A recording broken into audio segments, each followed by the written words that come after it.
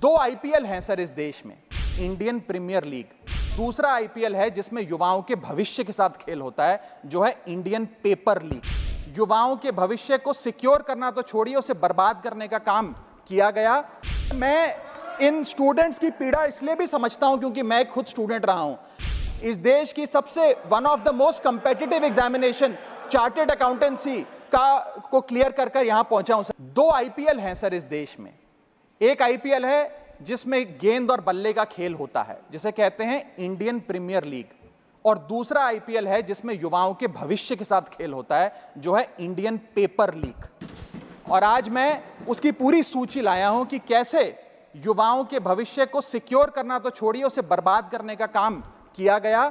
और उस सूची में मैं नाम पढ़ के आपका ध्यान आकर्षित करना चाहूंगा कि क्या क्या हमने अपने देश के युवाओं को दिया है। पहला, व्यापम स्कैम। दूसरा, UGC NET paper leak.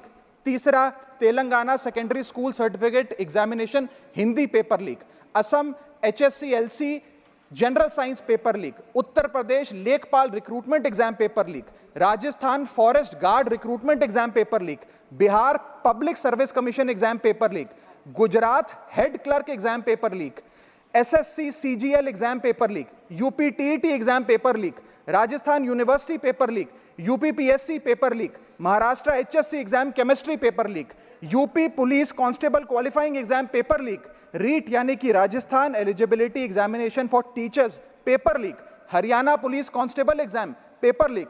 Himachal Pradesh police constable exam paper leak. Railway recruitment board group D exam paper leak. Orissa teacher eligibility test paper leak. Assam police recruitment exam paper leak. Bihar board का 10वीं कक्षा का भी examination paper leak. Telangana SSC exam paper leak. Karnataka SSC-LC exam paper leak. Delhi university law entrance exam paper leak. Jamia Millia Islamia entrance exam paper leak.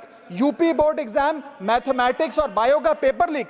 Rajasthan teacher recruitment exam paper leak. और इस साल का NEET का 2024 का पेपर लीक। माननीय राघव चड्ढा जी, ये ऑथेंटिकेट करके आप यहाँ मैं दूंगा सर, सारी रिपोर्ट दूंगा। Thank you sir. आज हम अपने देश के युवाओं को एक अच्छी शिक्षा व्यवस्था नहीं दे पाए, नौकरियां नहीं दे पाए, बेरोजगारी चरम पर है, ऑर्गेनाइज सेक्टर की बेरोजगारी चरम पर है, और अनऑर्गेनाइज सेक्टर की तो आंकड़ों की क्या बात करी जाए सर। मैं इन स्टूडेंट्स की पीड़ा इसलिए भी समझता हूं क्योंकि मैं खुद स्टूडेंट रहा हूं।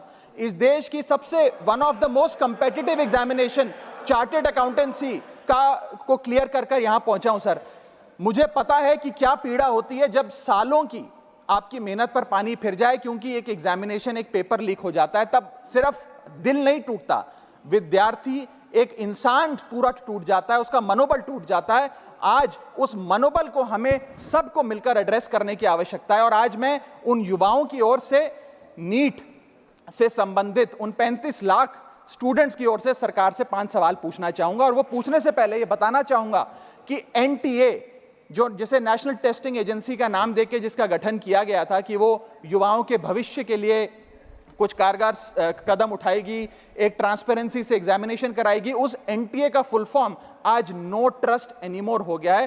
कोई भी विद्यार्थी आज इस NTA पे विश्वास नहीं कर रहा। और मैं विद्यार्थियों की ओर से ये 5 सवाल सरकार से पूछना चाहूंगा, नीट से संबंधित सटीक सवाल। पहला सवाल, नीट का पेपर जिसमें मात्र 1-2, बहुत हुआ तो 3-4 स्टूडेंट्स की रैंक 1 आती है, जैसे कि 2023 में मात्र 2 लोगों की रैंक 1 आई, 22 में मात्र 4 लोगों की आई, 2021 में मात्र 3 लोगों की आई।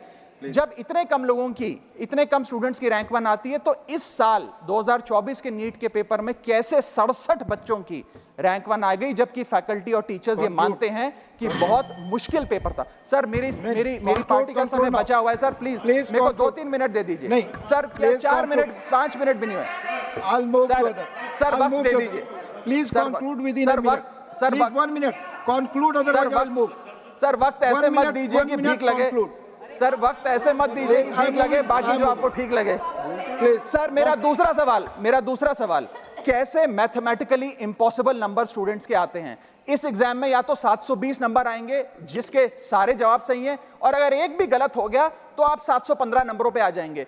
इस 715 और 720 के बीच में किसी के नंबर नहीं आ सकते। लेकिन इस बार ग्रेस मार्क्स देकर 717, 718, 719, और आखिरी सवाल, मेरा आखिरी सवाल मैं समाप्त कर रहा हूं सर। इस बार जो इस नीट एग्जाम के नतीजे 14 जून को आने थे, उसको 10 दिन पहले कर दिया गया। हम देखते हैं कि नतीजों में देरी अक्सर होती है, लेकिन 10 दिन पहले चुनावों के शोर के नतीजों के शोर में 4 जून को नीट एग्जाम के नतीजे लाए गए। क्या मकसद था?